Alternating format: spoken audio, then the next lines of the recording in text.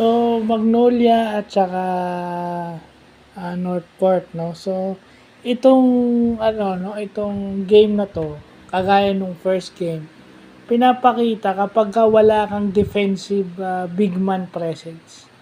Kasi yung Cade Flores maganda ginagawa offensively, no? Pero pag wala ka talagang depensa, it's only Prater and Sidney Onwabere yung parang undersize. And then yung rebounding, natatalo ka ng rebounding. Ian Sanggalang can get his shots. At yun din ang dahilan ng Magnolia, bakit nila kinuha si Save Lucero. Bakit binitawan nila si Prater tsaka si Gio Halalon? Kasi, yun na yun. Lumalabas na yung value ng Save Lucero.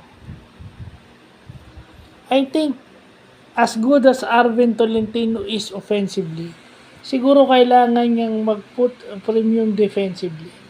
Magaling si Arvin on offense, no doubt.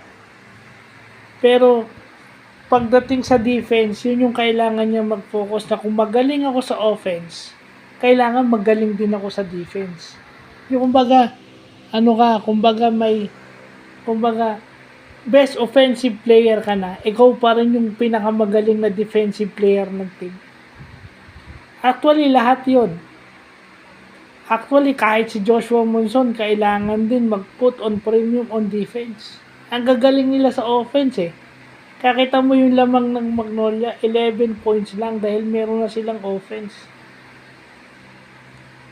I mean, si Gio Halalon lang yung may defensive play na pinakita.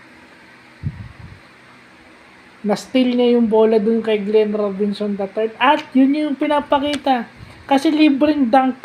Puro dunk si Glenn Robinson III. So, ibig sabihin, walang sumasabay sa kanya sa ring. Wala siyang challenge, kaya siya dumadunk. So, yun yung problema sa, hindi nga naglaro itong si Benky Joyce, baka injury. Yun yung kasi yun yung nadadala ng Benky Joyce, kahit paano sasabayan. Pero kung nandun naman si Benky Joyce at hindi siya papalitan, kailangan naman may tulong siya. Kumbaga parang Japet Aguilar type of a player, parang ganun.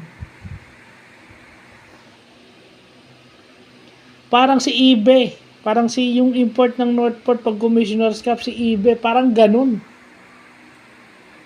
May ganung impact, defensive impact. Yun ang problema sa Northport eh. Kaya sila natalo. So, yun lang po.